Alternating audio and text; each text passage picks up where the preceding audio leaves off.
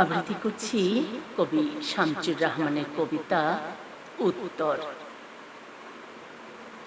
তুমি হে সুন্দরীতমা নীলিমার দিকে তাকিয়ে বলতে পারো এই আকাশ আমার, কিন্তু নীল আকাশ কোনো উত্তর দেবে না।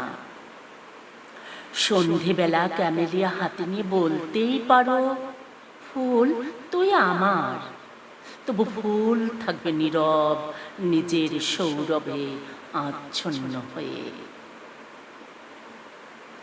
জ্যোৎস্না লুটিয়ে পড়লে তোমার ঘরে, তোমার বলার অধিকার আছে এই জ্যোৎস্না আমার, কিন্তু চাঁদ থাকবে নিরুত্তর।